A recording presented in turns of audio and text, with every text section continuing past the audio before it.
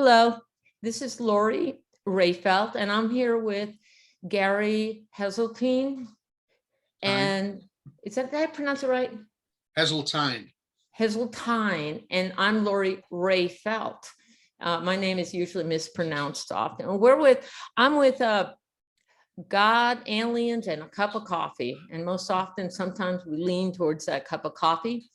And I'm excited today because having Gary on, to me, he's one of the most honest, truthful, direct human beings that I know.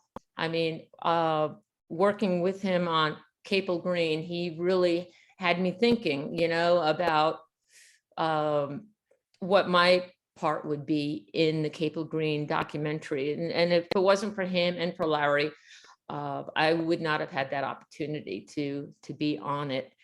And I think that Gary has been a real force through his magazine, and we'll talk a little bit about that. One thing is that Larry cannot be here today because of technical difficulties at his home, and he is so excited that Gary's here, and he's hoping that Gary will talk about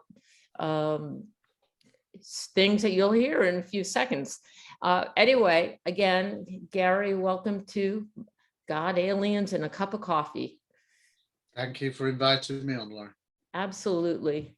And you're pretty good about first start, just getting in there. I was curious, how was it in Brazil? Brazil was amazing. It was a huge honor and a privilege to be able to brief the Senate. It was kind of bizarre. It's the equivalent of briefing the British Parliament, or Absolutely. the equivalent of briefing your American Senate. So it was a huge honor, and there were 9 speakers, 7 Brazilian speakers, myself and Robert Salas as international speakers. And it was apparently well received. It was put out live on the Senate TV channel, live streamed. Nice. So we don't know what the ramifications of the event will be, but from what I have gleaned so far, it certainly has been deemed positive. And Senator Giral, who was the main organizer and the host of the event, he said it went really, really well, and he thought that it would lead to other countries coming forward to do the same, which would be amazing if it did. And just recently, in fact, just in the last couple of days, a video of presentation, a short speech by Luis Elizondo that was supposed to have been played at the event, but wasn't, and I don't know why, has now just surfaced. And so he quite openly addresses it to Brazil. So it's a proper video that he's put out, I think 10 minutes or so. And he's basically saying, well done to Brazil for taking up this important lead after America has obviously held a congressional hearing shortly, a few weeks ago in May. He's the lead from the International UFO Congress, Alejandro. Yes, Alejandro has, but Luis Elizondo. Luis. Yeah, okay, I'm with you. I'm with you. Luis Elizondo, I'm talking about, former ATIP director. He has put out a video about Brazil, and so if you haven't seen it, then I would urge you to do so, because he makes big reference to the fact that it's an important another key moment in UFO history. So to be from my point of view, to be a part of that history was a huge honor. Wow, that's incredible. Especially, it's interesting when I look at Luis's startup. I mean, it seemed like he came out of, I don't know, 2016 or something like that, and around I never heard of him until, and now he's like, everyone's, Well, he wasn't named until the New York Times article on the 16th of December 2017. So that's when he was named, because he was named as the head of ATIP. And so since then he's really become the leading figure in America for TV. interviews. That's for sure. Oh, that would be wonderful. Maybe sometime we'll be able to get him on with you. I would just love to be a part of that. You can always ask. He's Yeah, a busy man. That's right. He's very much in demand and much more busier than you or I. Oh, absolutely, absolutely. And but like I said, I just think it's so important to have a voice in it, especially like in my case, being in the military, being one of few women. Did you know back then only 5% of the American armed forces was women? It was like we were not even, now I think it's up to almost 20%. And that's good. There should be more women, and I'm Yeah, all in favour yeah, of equal rights and getting more women into power and yeah. into elevated positions. But It's but you know, we go up against the roles that most of us were, you know, it was a indoctrinated different in. mindset then, Yeah, and we were yeah. still. I mean, we're from that kind of generation where Mhm. it was a different thought process. Oh yeah, yeah. I mean, I played with But the Barbie dolls, and you know. fortunately, the rise of women and equal Mhm. status for women, it has taken off, and I think that's great. Yeah, And so it yeah, should be. yeah, There should be none of this dogma that says men were stronger than women and blah blah blah. yeah, That's always rubbish. But it takes generations to change yeah, things, and yeah. now we're in a much better place. And Absolutely. hopefully But getting better. back then it was really, that was really, really tough, especially being a low ranking Oh, airman. absolutely. Yeah, in a very much male-dominated, Yeah, nuclear kind of environment. Yeah, I did yeah, that yeah, for 3 of my 6 years, and 35, 40 people on a shift. There was no women on my shift. right, When I was guarding nuclear weapons, and that was 83 to 85. hmm, There was not one woman. So it was a very male-dominated. So yeah, in your yeah. case, I think it was what, 1, 2 women who were in your position. Well, I spent 5 years in law enforcement. So I was at Bentwaters in Woodbridge for 2.5 years. And it was right about when I hit the 2 year mark. Now I'm uh, an airman first class with only a few months away from E4 senior airman. And I mean, I was stressed out. I mean, when I had to report my UFO sighting, I, and I had to because it flew over the runway. I mean, Yeah, yeah, mine yeah. wasn't off base. I mean, if it was Yours was off, an excellent sighting. Excellent sighting. what's that? Your sighting was excellent. Yeah, and I did not want to report it. The guy next to me didn't want to report it. I mean, we were handing the radio back and forth. No, no, no, you report it. And then he looks at me. No, you're the lead patrol. But I had to report it. It was kind of like I was looking at the options. If I don't report it, that could be worse. If I report it, I'll take Yeah, a lot of heat. And I felt I th- obligated to report it because of the fact that it flew over military airspace at a very low range. I mean, it was only yeah, maybe about 20, low 30 altitude. feet or Yeah, something. yeah, yeah. Um, No, you had to report it because you couldn't have took the risk of not reporting it. But by reporting it, you obviously left yourself wide open for yeah, ribbing and by your colleagues and yeah. maybe, And in being my case, teased. in my case, I was so, I mean, I'd been through hell and back, and I just wanted to um, go ahead and tell them, you know, I just wanted to shut up. I felt like they wanted me to shut up and just do my job and get out of there, you know, and Well, the history of the subject is the vast majority of people who report these things get a hard time. So oh it's yeah, not an easy thing to do, but you were courageous in yeah. doing so. Well, I appreciate, And it's there for stands the testament yeah, of I time. really appreciate you saying that. I think that when it came back, it was funny because it came back 2 weeks after I left on December 15th of 1980. And back then we didn't have, there was no way at all that I would have ever known that while I was home on Christmas, during Christmas time. I was supposed to leave there on December 28th. So Yeah, I would have known about it if I should have decided to stayed longer. sit in the dormitory and with my packed up bags waiting to get home. And instead, I was so mad, I flew commercial. I did not fly out of Mildenhall to leave. I was All like, right, so "Hell you with-" chose to go commercial. All right. Yeah, it was because my flight to leave that they had signed me up for out of Mildenhall would have been the 28th of December. And I'm like, hell, if I'm staying here. I mean, I was angry. I was an angry kid at that time. When I left there, I felt like I left a war zone. I mean, the atmosphere of the place to me, it was Yeah, really hard. And the best I know psychologically that you find it very hard. Yeah, it was similar to what Larry felt. I mean, he felt there was something off about the place. And in my case, you could almost say that I mean, I physically changed. Now I'm back to about the size I was before I went into the military, the whole thing, even now. And back then, I mean, I had put on like 30 pounds and I lost my stamina. How many 19-year-old kids lose their stamina, And I was light sensitive. I was wearing sunglasses even on cloudy days.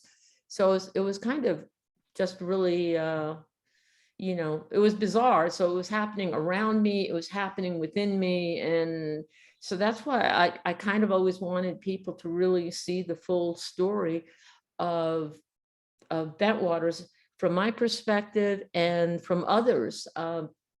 He talked to, I was reading about John Burroughs recently wrote a book with I've got it. Weaponization. Yeah. Yes. And I thought it was very, very good. I thought that some of what he had to say was from his perspective.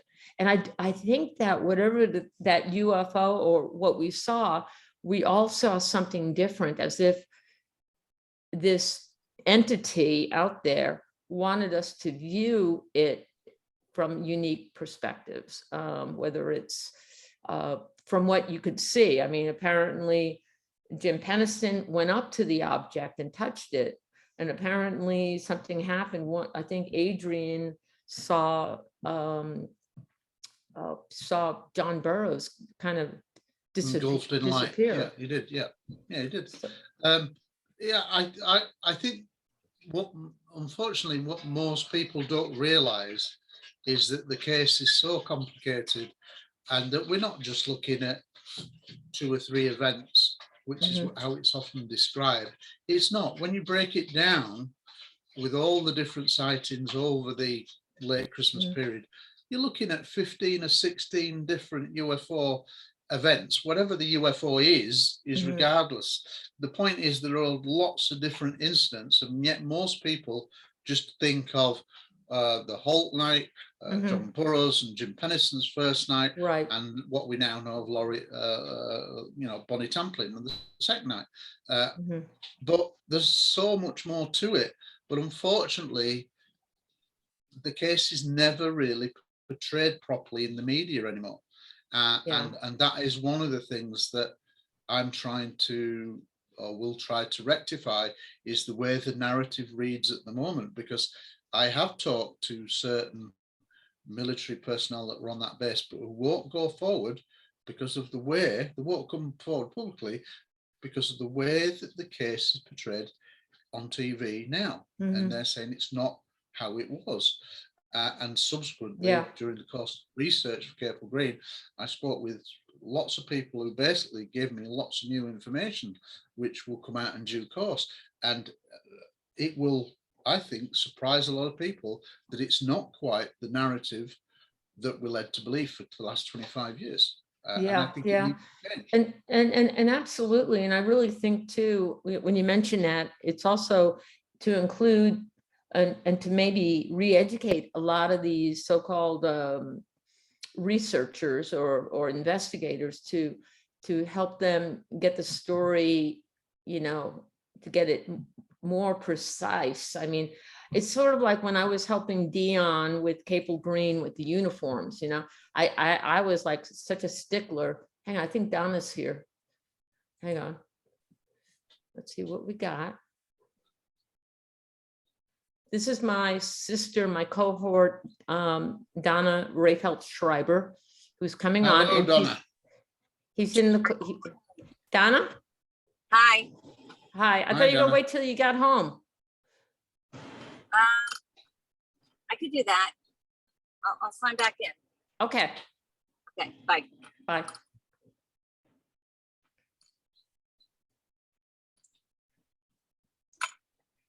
Okay. Let's see if I could go ahead.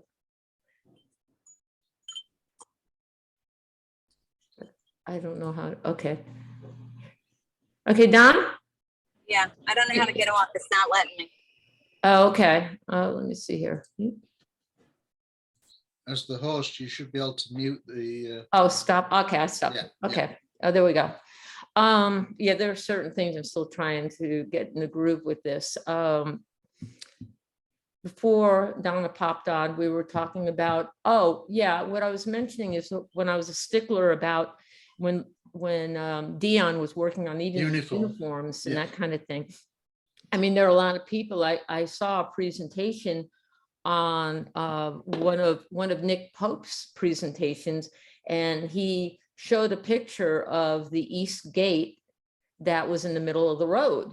And I'm like, that was built after the fact. That was not the East Gate.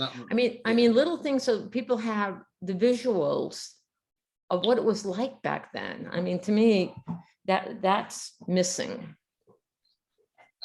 I think one of the things that's really needed that Capel Green will bring is it will bring the forest and the base alive in a way that you've never seen it before. And I've always said that actually the whole layout of the woods and the field and the farmhouse and the base, it's a bit like a train set to me. It's not a big set and it's still all there, and it's a bit like a toy train set to me. And when you use aerial drone footage, it shows how much it still is like that.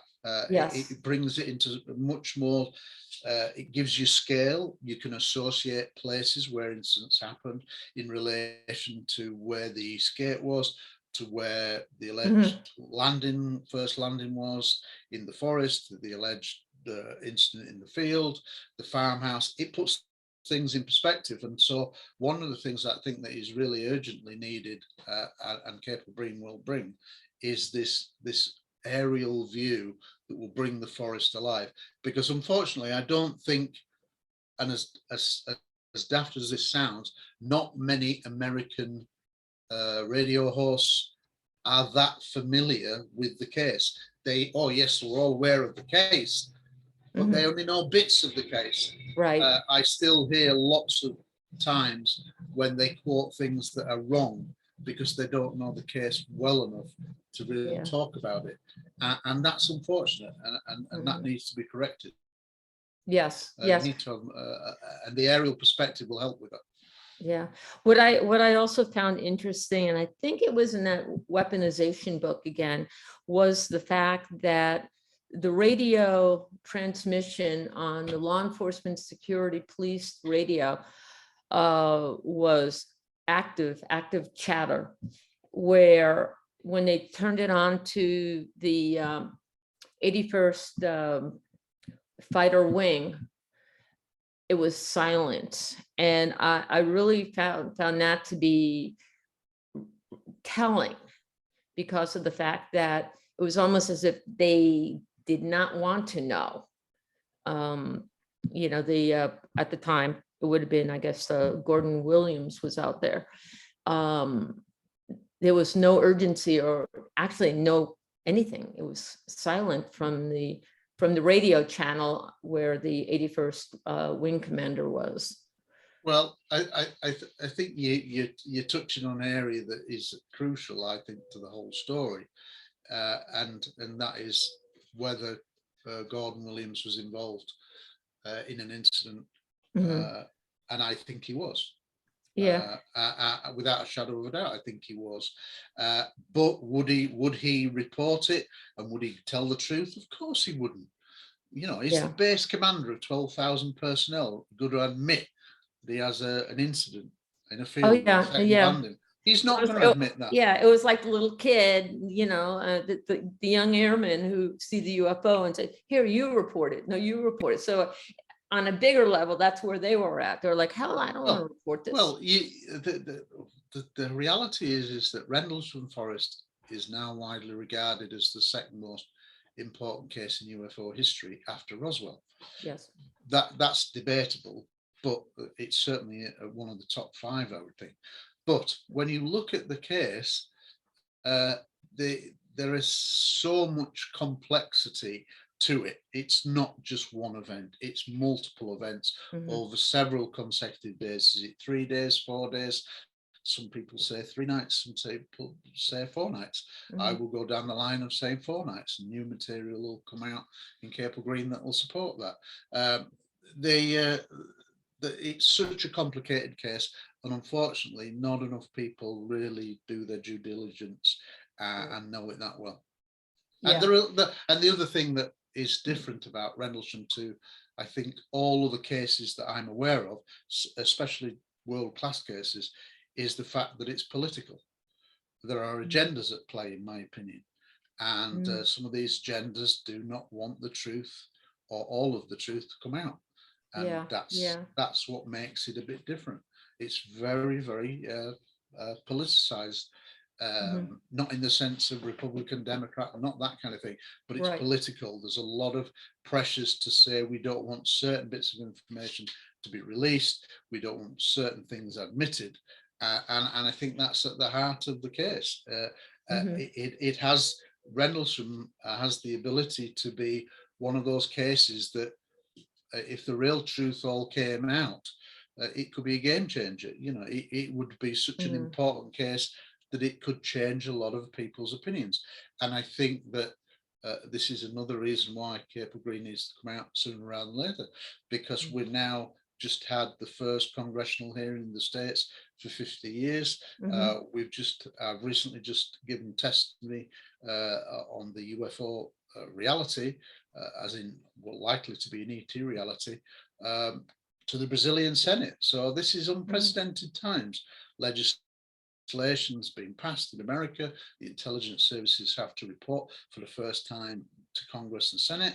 And of course, there's now a new proposal in recent days about effectively being a whistleblower amendment to protect people and allow them to come forward to tell the truth without fear of punishment or career ended. And this is huge. So there's all these things going on at the moment, and I think that the Rendlesham story, when it eventually does break, it will surprise a lot of people just how powerful it is.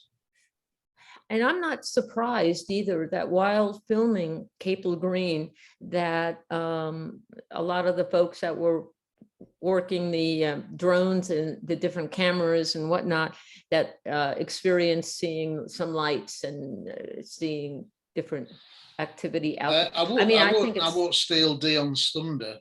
Okay. I won't steal his thunder. Gotcha. Suffice to say that I'm happy to say that during the course of the filming, that there was certainly a lot of strange events happened whilst I just think it's really the nature of that place that there's something there. There is a presence there. Yeah. I wouldn't have said that until I got well into the filming, but my conclusion is that there is still some kind of presence there. What it is, I don't know, but I do think there is some kind of presence there. And I interviewed a number of people over the course of making Capel Green, and their stories were amazing. And there's recent events going on, new sightings still going on, weird objects seen in the forest. So all of this that will come out in Capel Green, but there is something there. There's something there. Presence. And it seems kind of, other people talk about ley lines and different energy sources. I think back on the film Close Encounters of the Third Kind, when the guy Roy Neary, the guy who built the Devil's, what's it called? Devil's Canyon. Devil's Tower. When he built it, out of mashed potato. And he goes in and he's at the place now, and he's talking to the scientist, And he says to the scientist, and this to me is so important and so telling, when he said, how do I know these things? I've never been here before, but I know every inch of this place. And Yeah, you I know, mean, the and it was because thing is with the fictional Yeah. character is that he's kind of compelled absolutely, what he does. absolutely. and And taking and when Larry's to that story place. came out, And I think, what's that?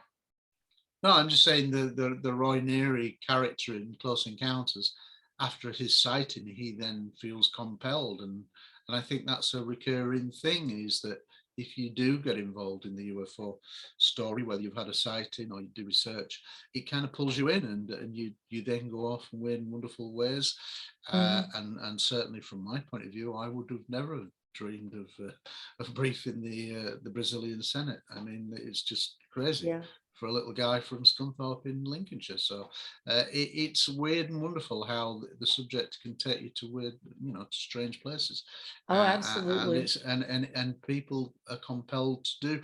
You're doing something now to get into radio shows that's compelling you to do that. You feel as if you need to do that.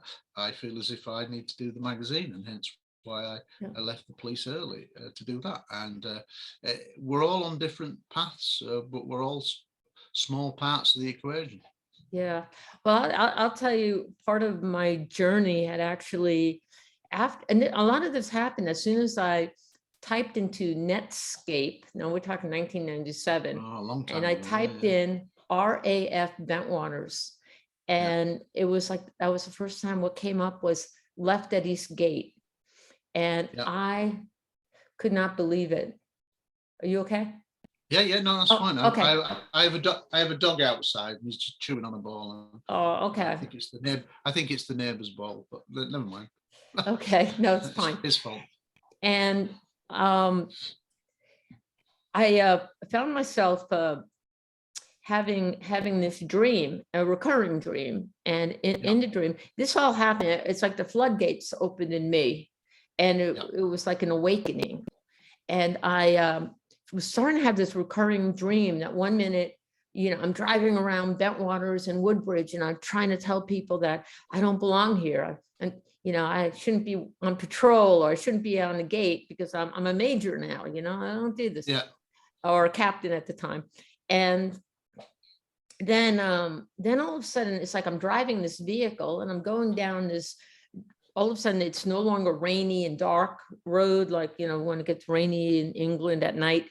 Now I'm on a dusty road, and I'm heading into the desert. And then I find myself at this pool of water. It's aqua colored water, and it's butted up against these dirt mountains.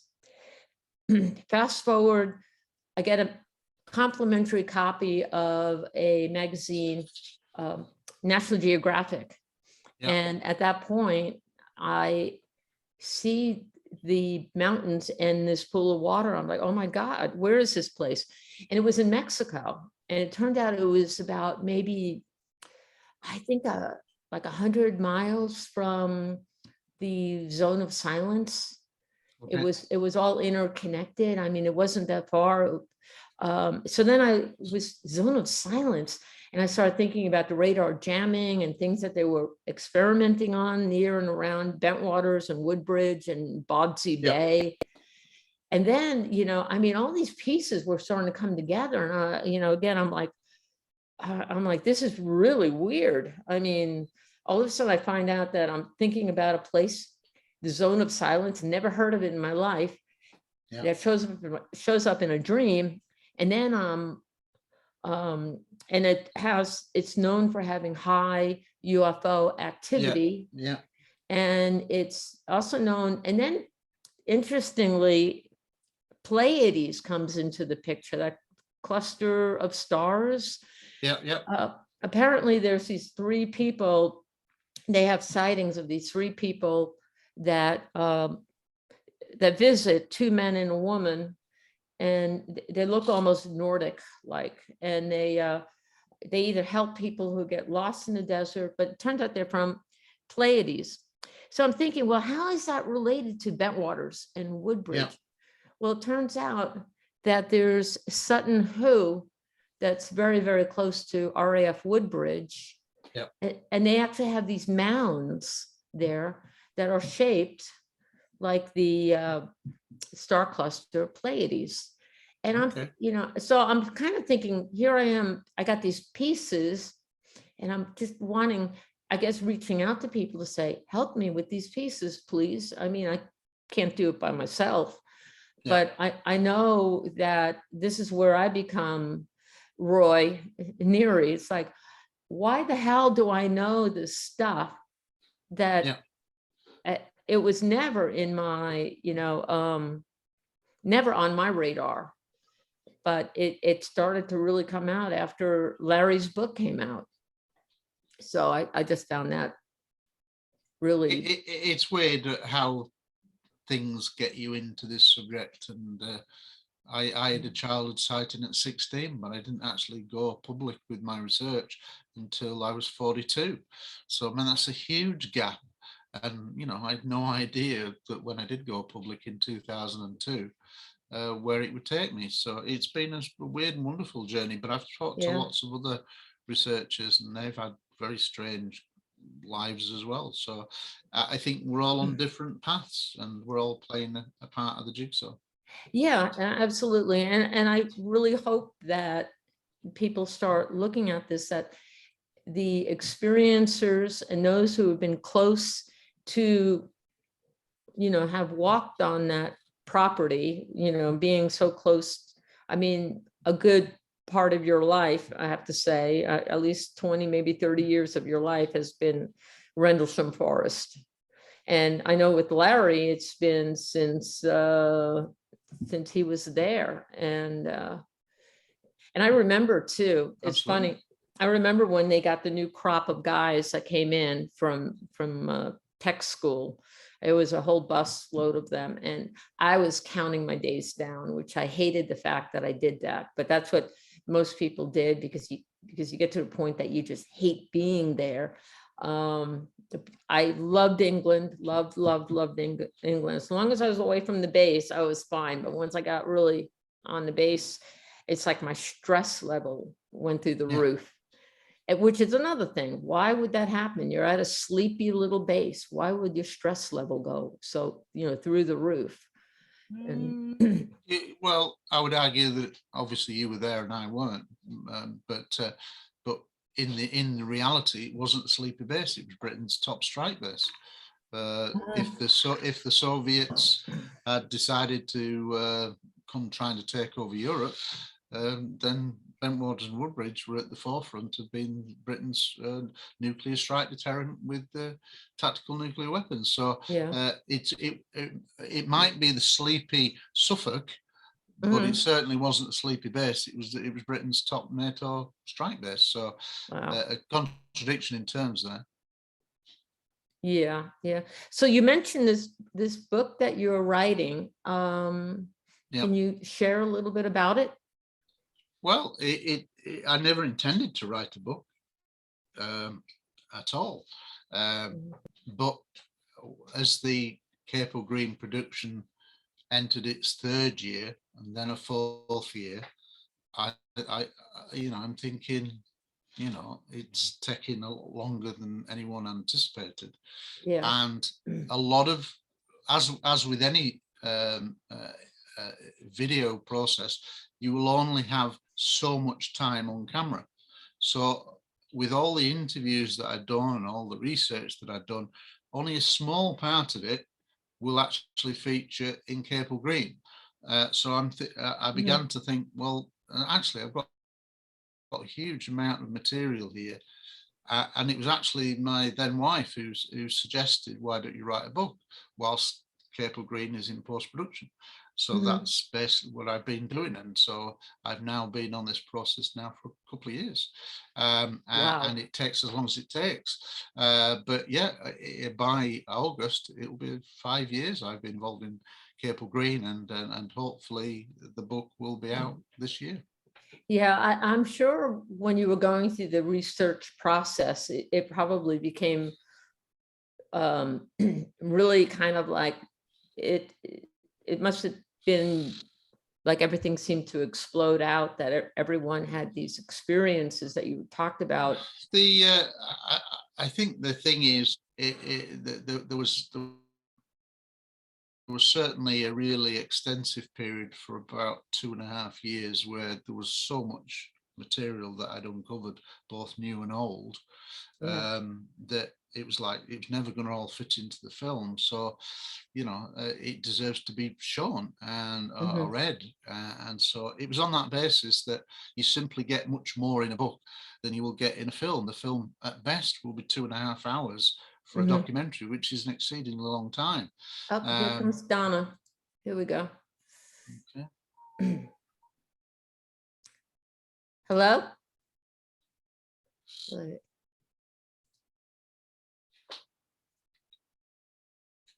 Let's see here. Donna? Ask to unmute.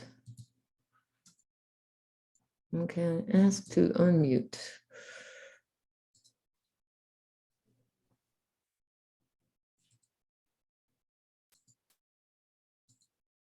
Yeah, if you put your cursor over the red sign at the bottom where it says Donna Schreiber, you should be able to unmute I her. see. Okay. You should be able to unmute her because you're the host. Oh, it actually has a hand.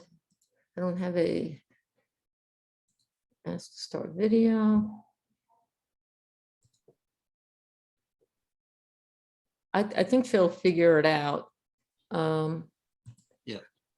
Let me see here.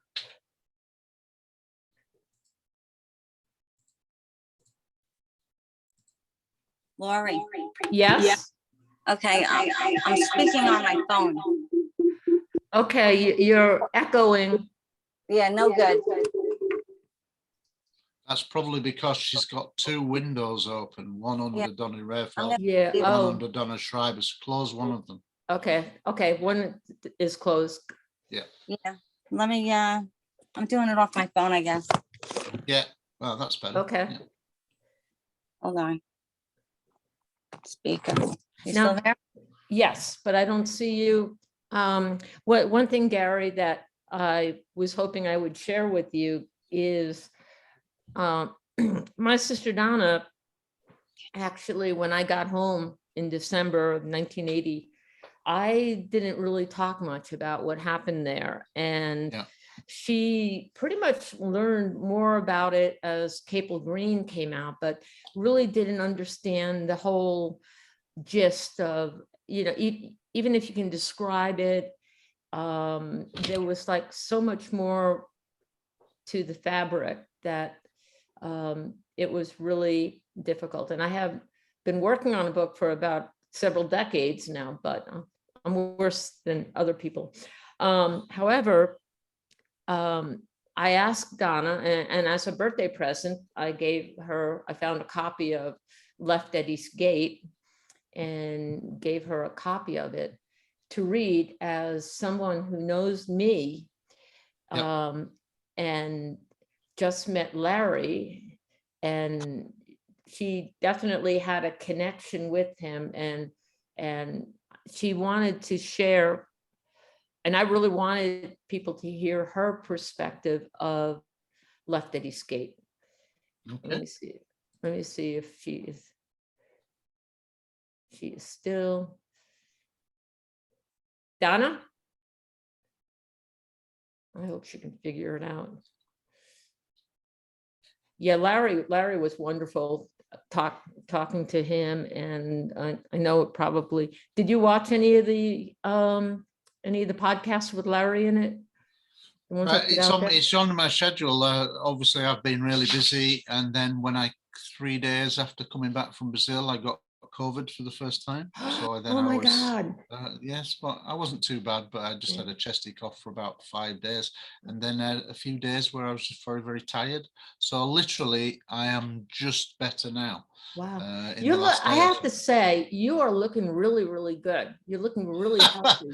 Flattery will do you. Have you? No, I'm serious. Have you lost weight? And yes, no, I did.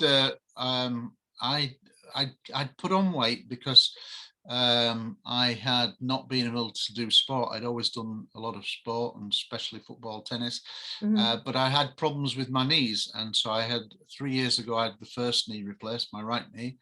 And then that helped for a time, but then you've overcompensated for so long that the left knee then decided to pack up. So in a sense, I couldn't really do any sport for about 3 or 4 years. So I put on weight, but now both knees are done and I'm doing well, and I've lost about 2 stone. So that's good. So I'm feeling a lot healthier. Now 2 stone would be about what? About 20 pounds? 28 pounds, something like that. So I knew it. I was looking at you saying, damn, you're looking good. So I'm slimmer in the face than I was. Oh yeah. I mean, I could see it even in your shoulder area and stuff. You could tell that. Yeah. No, it's just clever camera work, really. Oh yeah, there you go. There you go. But no, you really and I hate to talk about it, but Donna, I'm waiting for, oh, here she is to admit to the room. Yeah, you just look really, really healthy, and you definitely look about 20 years younger. I think when I'll keep taking the medicine. Yeah. Now, are you still married? We're separated. Okay. But there you go. Well, these things happen. Sorry to hear that. But we won't talk about it. We're trying to see if we can get Donna on this thing and see. Have you talked much with Larry at all? I spoke to him about a month ago, and then he sent me a message since I got back from Brazil, but I said I've got COVID, so I didn't feel like talking. But yeah, I'll be talking to him in the next week. Yeah. Can you hear me, Don? I can hear you. Can you hear me? I can hear you too. Oh my goodness. I can't tell you. I feel like it's like the enemy did not want me on this podcast today. I got so much. Do you want to, Gary, this is my sister, Donna. Hello, Donna. Rayfeld Schreiber. And I just wanted to tell you, Gary, I was listening pretty much since around like 3:15 of your conversations. Okay. So you're one of the people that are producing Capel Green? Well, I'm not the producer. I have been the lead researcher for Capel Green. Okay. I've done all the 90. He is one of the top dogs, I have to say. Yeah. Because I did see the Lori was sending me a couple of years ago the what do you call it, like when the trailers. Yeah, the trailers.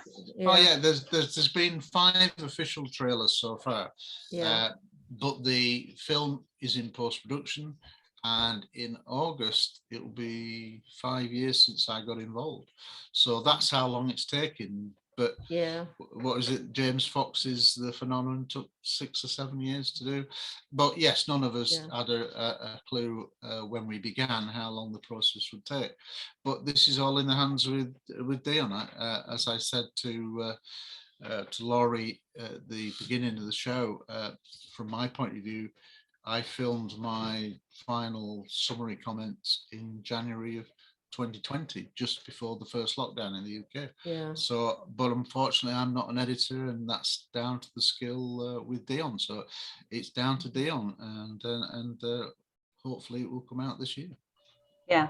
Well, I mean, I definitely, I'm coming from a God perspective. All right. I had a God encounter like almost 10 years ago. And so when I hear that it's been delayed, it's the enemy definitely does not want this to come out, and I actually, when, first time I met Larry was on 2 podcasts that Laurie had.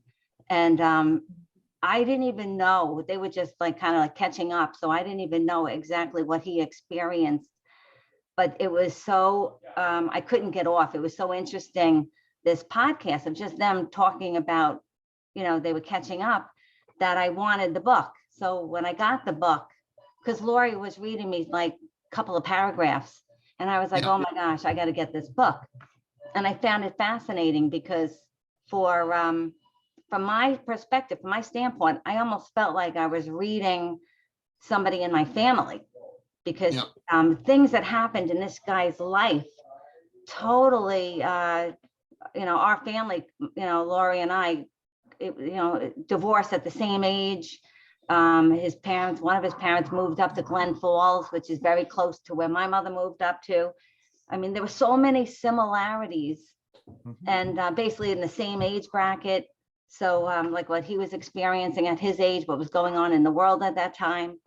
And, his encounter when, he had an encounter between 3 and 5 years old, Lori was having encounters at a very young age. She was having experiences and high sensitivity. And, we didn't know what it, to put a label on it at the time.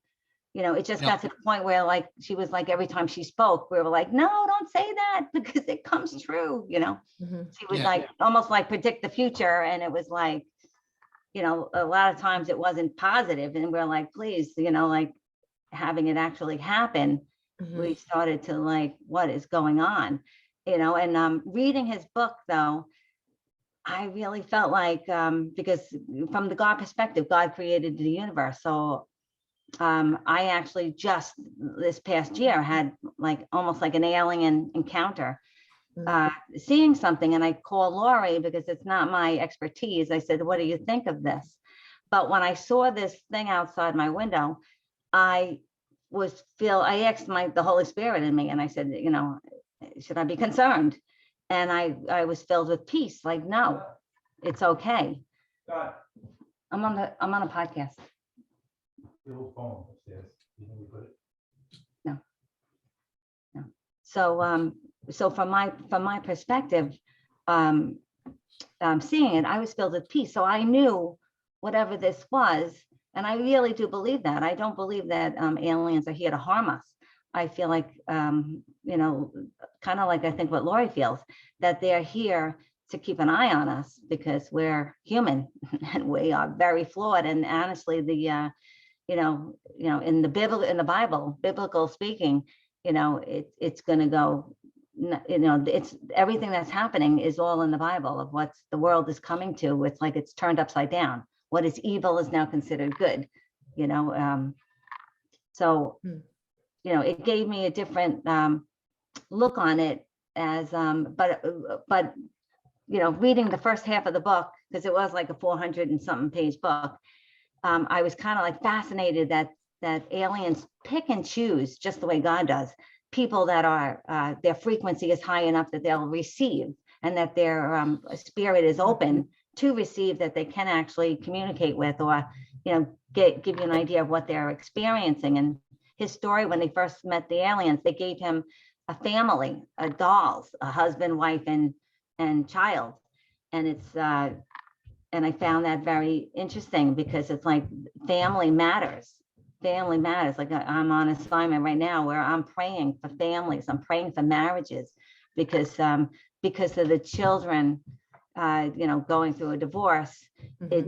People say kids are resilient, and having been a child that has gone through a divorce, it wrecked me in many ways and impacted my adulthood, the way I put up a lot of walls. It made it really hard for my marriage to be successful. My husband came into it not realizing how much baggage I had because of that. So I felt like the alien was actually showing that this is important. Family, community, unity, is important to the aliens as much as it's important to people who love the Lord. And I do feel they're higher intelligence, and I do feel that they probably know who their creator is. If I know it, then I know that they have to know it. So, but the end of the book, towards the end of the book, it was more about how the military is reacting to, because I'm sure this is it. They're giving conveying that this has been going on for a long time. Aliens have been revealing themselves. I mean, people say like the pyramid, where did they get that from? And, just things going on. And it's, it was more about how does the military treat their people that they're supposed to be protecting, their people that they're hiring. And when they are privy to such information, they chose instead to like mind control, you know, almost like brainwashing. And it's like once you, it's like, it's kind of like once you see an alien, you can't ever erase that.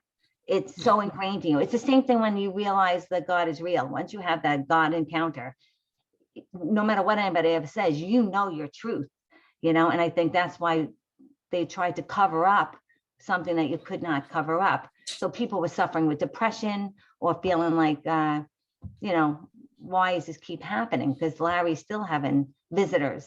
He's still having this, you know. And when I was reading the book, I just want to say this one thing that God said to me.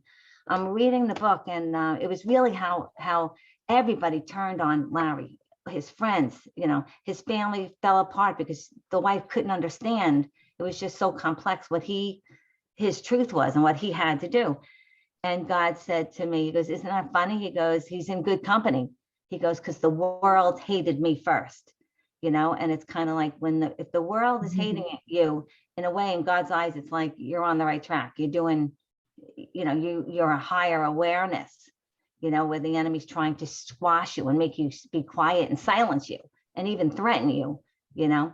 Where in Larry's case, they were saying like bullets are cheap, you know, that was a military threat. Yeah. So yeah. I mean, Larry's story is an amazing experience. He's had lifelong experiences. But when you're dealing with a case that's so important, so big, there's a lot of factions that don't want certain things to come out.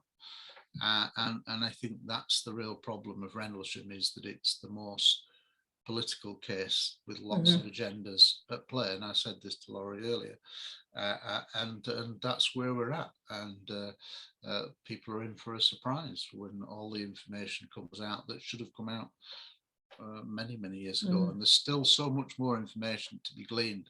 And I hope that one of the things that happens as a result of Capel Green and my book is that people will come forward who otherwise we're not aware of. But there were lots more military people involved who saw things, and there's still a lot of information still to be gleaned. And I hope that we can get more people to come forward. And one of the things that needs to happen is to recognize that all the people involved, whatever role, from large to small, they're all touched by it, and they're all victims of being involved in something. They were treated poorly. The US Air Force did not treat them well, you know, and I think that they deserve to have a voice. And hopefully one of the things that will come from the documentary and the book they'll finally get more of a voice. Yeah. And the other thing too, I just wanted to share is, it's kind of like there are people, which I do believe, the ones that the aliens are revealing themselves to, those are the people that actually can see something they've never seen before, and actually like, wow, look at it, like the beauty of it, or like the amazing part of it. Like, instead of most of the world right away, they predict, like the military, they're thinking it's going to be, their reaction is going to be fear, that the world is going to be like so fearful of aliens, because they're projecting it like an alien is like a negative thing. And it's kind of like when you find a flower you've never seen before and you can appreciate the beauty of it, but then there's a good sense part of the population of the world that is like, I've never seen that before, let me pull the petals off, let me see what it's made of, let me dissect it, you know. I think you're right that there's, it's important that we do not demonize aliens, if that's where they're coming from. I personally do think we're dealing with something that's extraterrestrial, although it could be interdimensional. My personal belief, based on the contact scenario over many decades, is that we are dealing with multiple species that are coming here for probably a wide variety of agendas, which we don't know what they are, but there will be different agendas. But the bottom line is that you're dealing with something that's incredibly profound, and we're on the brink of a paradigm shift of contact when it's acknowledged by the world. And we're not quite there yet, but we are moving towards it. And actually, there is a scenario now that is, I think, hours away from being a reality, which is if you think of the Phoenix Lights from 1997, when that boomerang-shaped object was tracked for a couple of 100 miles and seen by thousands and thousands of people and stops over Phoenix. Unfortunately, all we had then was poor video cameras that were not able to capture the detail. But we are now in a different world of technology. So if the Phoenix Lights event happened tomorrow, it would all be live streamed on social media, and you could not contain that kind of event anymore. So we are within one event of a new reality. And the question is, do we wait for that incident to occur and then it's out of control, or do the powers that be, governments, say, look, actually, yeah, we have to address this. There is a reality going on here, and we now start preparing people for this paradigm shift. Because I tell you, if we had another incident like Phoenix Lights tomorrow, the Phoenix Lights, then it would go around the world viral. Everybody would be down streaming it live, and you could not contain it. The military would not be able to contain it. Governments would not be able to contain it. So we are one incident away from a new paradigm. Yeah, and the sad thing is if you look at the media and how they're portraying aliens on movies and everything, it's always like Independence Day, they want to take over the earth, they want to kill us all, and there was only one that was ET that's nice alien. But that was a kid's film, so you can get away with it. But even then, there was the threat element of ET being chased by the authorities. But no, the reality is that they've been around for at least 75, 80 years. Had they wanted to take over, they could have at the drop of a hat. The fact that they haven't would appear to say that they're not a direct threat. I tend to think that humans vastly overrate their importance on the kind of species development scale, and I think we're probably just the ants in the playground. We don't go around in the playground and look at ants and start talking to them because we think we're too clever. But what if we're the ants and the aliens are thinking we're a very primitive warlike species just on the brink of technology into space, etc. However, they've got a big interest in nuclear weapons, and that correlation's been going back to the 40s, 1940s. So that says to me that they're watching us because we have achieved nuclear fission, and that's dangerous. And I think that they think, ooh, you're playing with fire there. So there does appear to be a correlation. Yeah, I was thinking that I read somewhere that someone was talking about they're not here to protect humans. They're here to protect this gem called Earth. Yeah. I think I tend to think a lot of people say to me, why did they come here? And I go, well, probably in our bit of the cosmic neighborhood, it's a beautiful blue planet full of water, rich in life and diverse fauna, and multitudes of life, vast oceans. And I think that in our bit of cosmic neighborhood, we're probably like a bit of an oasis in the desert. And that's why they come here. And that's only what we would do if we were exploring. We go to the Great Barrier Reef because it's the best place for reefs. And we go to, amazing places around the world because they're unique. So I think we're just being studied a lot of the time, just because it's our natural habitat. And I think they're space tourists as much as anything. That could be. That could be.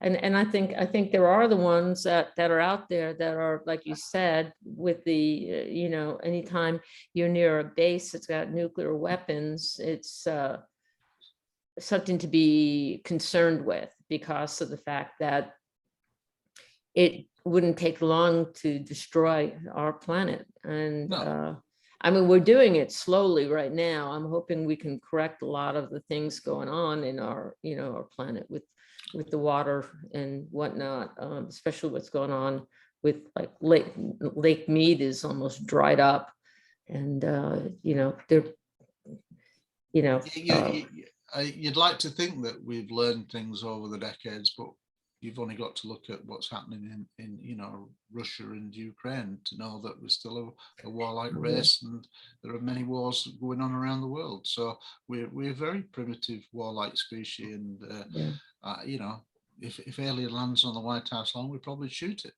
So that's why they probably don't land on the White House lawn. Yeah, it was interesting that when I think that one of the first few times I talked to you, Gary, it was when you were interviewing me for doing the research for Capel Green, and you wanted to know where I stood. I remember that with Left at Eastgate with Larry Warren, and I just really believed that. All I could say is that I totally believe Larry. I think his story has been consistent. It hasn't changed.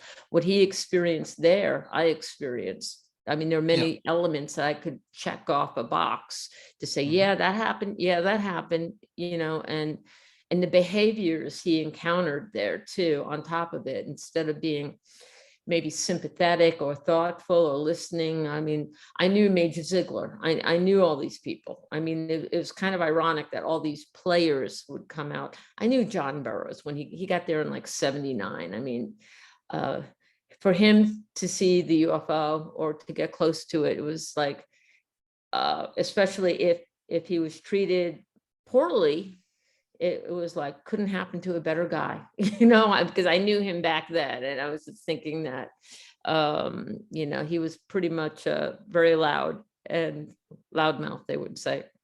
And, so, I kind of felt like initially when I learned about that, it came back, I kind of felt like, this is good. I'm really, really glad that these people have to carry this, whatever they experience, because I've been carrying what I've got. It hasn't left me. And people will say, well, why do you dwell on it? I'm like, I don't dwell on it. It's just a part of who I am. I mean, it's there. And for me to talk about it, it's very cathartic. And that's why, I mean, it's like I have a need. So hence that's where you see God, aliens, and a cup of coffee. And it's funny, Lori, I just want to say, so when I think about it, even the personalities, you and Larry, very similar personalities.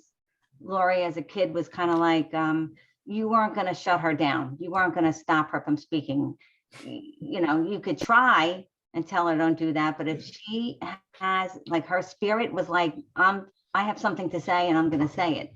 And Larry in the book too, and even talking to him on the podcasts, he's like the perfect person, because he's genuine. He's not, nobody going through what you guys witnessed, Lori and Larry. It's not like the type of thing where you're walking around, you're proud of this, or you're like, you're bragging on it because it brought so much negativity. But it's the fact of like, I can't just sit here idle and pretend that this never happened, and that the people have a right to know. And truly, I think what's great about this podcast is that hopefully it will reach other people that are not in the UFO realm. All right. Like, I'm one of them. I'm not in the UFO realm. I'm a regular, really person until this year that I had some kind of encounter, but, a regular, person. But it's like, why is God, I feel like God specifically chose you two, who are so much alike, to on different parts of the globe. He's in England, you're here, and you're still getting your voice. And many people tried to shut you down, and you're like, no, I'm now the Lone Ranger came out, when you started that, so it's God chose somebody with tenacity that's not going to be silenced and is not afraid, because most people live in fear and would never do what you two did. Do you know how we came up with the name of the group, the Rendlesham Lone Ranger UFO site? It was, what's that? Go on, I don't know. Go on, tell me. I got kicked off of the Justice for the 81st Security Police Squadron of 1980. I got kicked off of it. My UFO sighting happened in 1980. I wanted justice. I wanted to know what was going on. I wanted to figure it out, you know, and I think it was Jim Peniston told me it was John Burroughs who kicked me off because he wanted to only talk about those 3 nights or 4 nights and in December. So I said, well, fine. I'm at the point in my life where I'm the Lone Ranger. I'm the one that's gonna have this page, and you did right, and it's a good page. I appreciate you saying that. I guess the sad thing is that you were forced to do that. That's the real problem, is that the way I look at it is that too many people involved in this case have got agendas, and instead of saying, well, we're all part of something. Yes, your incident happened earlier, but it's still at the same base. It's still a part of the story, and and there were several other precursor cases in 1980 that are all as relevant, that leads up to the late December. And unfortunately, people have different opinions, but I think that everybody should have come together under one roof, and this is what Colonel Holt should have been doing decades ago, is saying, look, okay, you're touched by this. Sometimes you've had a big part, sometimes you've had a small part, but you're all part of this, and we all stick together.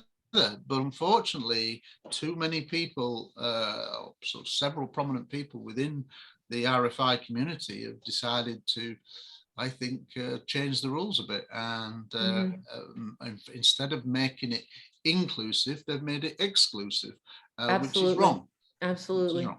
Yeah. And I, you know, for the longest time, when I learned about first met for the second time, Larry in 97, you know, he reminded me of, you know, and I can vaguely remember things. I kind of have that visual, the way I remember things at bases. That's how, and I know he does too. It's like it's almost like he had a movie camera in his brain that he could remember how things went. And I kind of vaguely remember, you know, talking or introducing myself to him when he was there. And like I said, I had this heavy feeling in my gut saying, I wish I could share with you, you know, the negativity of this place, because it's really, I can't wait to get the hell out of here. I want to get out of here so badly. But I'm at the point where I just want to survive. And, you know, but the interesting thing is that the strategy of kicking me off the page, it mirrored the way that many of us were treated at Bentwaters. So in some essence, it's kind of like what the powers to be out there want it to be that way. This infighting, this absolutely. No, that is, I think that is done deliberately to create the infighting. The infighting, I think, is part of agendas to cause problems, so that it's not a cohesive group of people. I think that was really one of the things at the start, and I think that's at the heart of it, is that instead of everybody coming together and working together as one, at the start somebody decided that the best way for this case to be played down is to create division, and unfortunately people went along with it. And I think certain people have created divisions and still want divisions, and that needs to stop, because it's a case that's so good. People deserve to have a voice, and not just a few people. Lots of people deserve to have a voice. Oh yeah, yeah. One thing I also, Lori, if I can, I just want to share is, you know, how you know, God knew before He even created, you know, you in the womb, that what your purpose was going to be, and it was kind of like God knew that that the enemy was going to try to cause division, so that it would just make it sound like, oh, they're just a bunch of they can't get organized, there's no unity there, so there's no, like, what's the point, who's telling the truth, they can't even get their own story straight. But so that's why I almost laughed, because I'm thinking how, God put these characteristics in you and Larry that, yeah, they're going to try and cause a problem, try to destroy his book and whatever. And yeah, there were trials and tribulations in both of your lives on how are you handling this, but you guys, both of you, still persevered. Still, Larry just shows up on a podcast. It's like he will not be silenced, and you're the same way. And so, I mean, it's like I feel like because God has a will and a purpose in this area with the aliens, and God is going to have His way. So He strategically put you two there that, yeah, everyone's going to cause division and everything. Kick her out. Go ahead, kick her out. And Lori's like, I'm not going away. Don't think I'm going away. And that's, all those elements, I just feel like, God's up in heaven looking down, like smiling, like, oh yeah, play your next chess move. Go ahead. Because I know the end result, and I know what I'm going to have. And all things work to God's glory. All things work. No matter how, and it's, sad, but we do suffer in our lives, but it's always this, it's not what happens to us, but it's how we react, right? Because, God, we're all trying to elevate ourselves to a higher level, to be more Christ-like, okay? So that, just for everyone's sake. And how do you do that? You do that by God puts trials in your life, and not positive things. They cut you off of the thing that hurt, but yet how did you handle it? Did you walk away with like feeling bad and depressed, or you said, I'm going to start my own the Lone Ranger? It's setting examples, like you passed that test, and the same thing like with Larry reading the book, because I was reading it kind of like through God's eyes. I was seeing God's perspective on it, and it was like the sad thing is when he had a lot of anger, which our family had a lot of anger from divorce and all that. And, so he sought refuge in like alcohol. He had seasons of, just drinking, he was saying in the book. And, because a lot of people would fall that way, but I still feel like there is a victory coming there's a blessing coming Larry's way, because a lot of things he has done right, so. Absolutely. I mean, for me, getting the book out, naming it Left Eddie's Gate, because there were so many times that I felt abandoned at Eddie's Gate, and it was just so cathartic that I had him to talk to. I mean, he is probably the most open person in my book, as opposed to the others who were involved. And but typical to the military, they really did compartmentalize a lot of the events that happened and kept everybody separate. And like Gary just said about, the more witnesses come out, the more we hear stories. Like, for instance, I mentioned him a long time ago to you, Gary, about I remember talking to my friend George Conway, and he didn't have a big part in it, but he was the driver of Colonel, what's his name, Gordon Williams, who dropped off that canister to the plane that was waiting on the runway. And George is like really funny. I mean, George was like, he's driving the vehicle and he's like, holy mackerel, I'm driving the wing commander, the highest ranking guy. He was kind of a little bit nervous. And then he looked in the mirror, and he was adjusting it, and he was staring at what the Colonel was holding, the canister. I think it had film in it or something. And the Colonel told him to, what are you staring at? And he was like, oh, they went away from staring. And he got to the aircraft, he handed it over and then went back. And he thought, he had no idea. He had no idea what happened that evening or the evening before and that kind of thing. But, but these little pieces, like you said, they're all little pieces of jigsaw.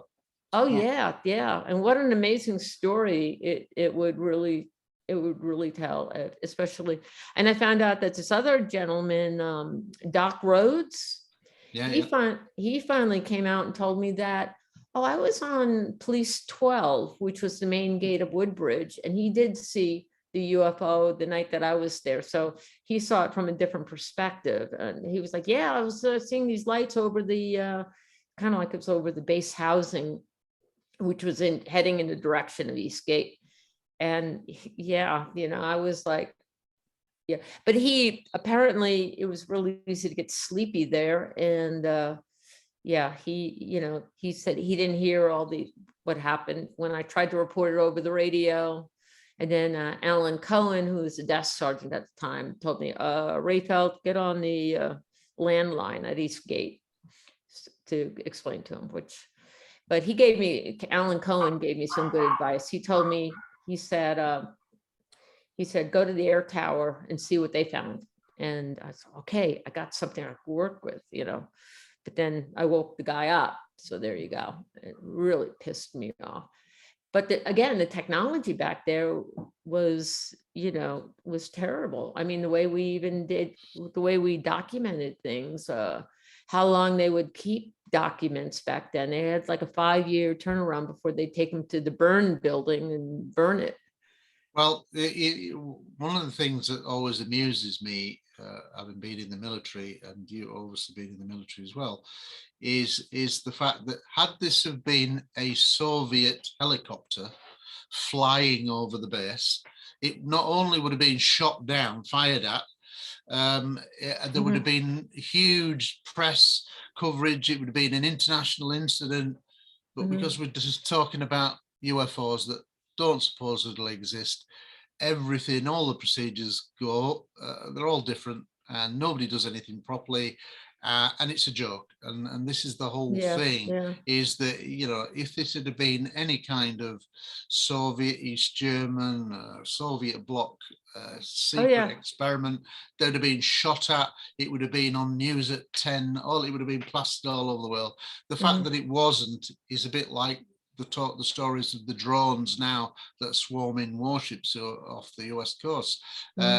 These aren't drones in conventional kind of how we think of a conventional drone. They're just been labeled as drones by the press, who just want to simply label them as they prefer to call them a drone, which infers that it's man-made. But I don't think these things are man-made. At least a lot of them aren't, because they're seen way off the shore, hundreds of miles off the coast. They're seen for hours and hours on end, so they've got incredible batteries that nobody possesses for conventional drones. So we're just putting labels on things because we're dealing with things that people don't understand, and it's still going on, but hopefully things are beginning to improve. Well, if there's anything that I can do for you, Gary, if you need me in any way, let me know, because I appreciate that. I think we're like with Larry, we're all on the same sheet, and pretty much and it goes with Robert Salas too. He and I have talked at length also. And the only thing I mentioned to him is, I said, they still need a little diversity on those boards, because it's usually a bunch of white men. I said, if they ever need Lori. No, I've obviously just had the pleasure of seeing Robert again. Absolutely. In Brazil, so we were sat next together on the stage, and we obviously shared some time in meals out of the conference, out of the hearing. So Robert's done amazing work with his work on exposing the Malmstrom incident from 1967. It's a huge thing, and I sincerely hope that he gets the chance as an American witness to another congressional hearing, because I think hopefully what will come out within the next 12 months is certainly, if this whistleblower legislation takes place and becomes law, then I think that it's laying the groundwork for another congressional hearing, but this time where significant military witnesses are called to give testimony about events that have been involved in. And hopefully, like Bob Jacobs and Robert Salas will be able to do that. And hopefully hopefully my neighbor in Tucson, Arizona here, they won't invite him, but you know, I don't know that. Who are you talking about? you don't know who I'm talking about? No. Neither does anybody who is listening. Okay. You might want to enlighten Nick us. Pope, Nick Pope. All right. Well, Yeah. that's down to other people.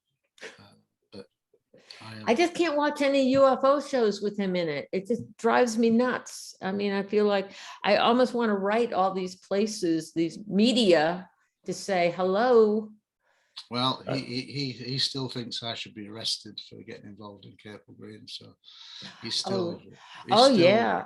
So Well- he's still out there doing his damnedest to keep me off TV, and does a pretty good job, to be fair. But the truth will come out at some point. Yeah.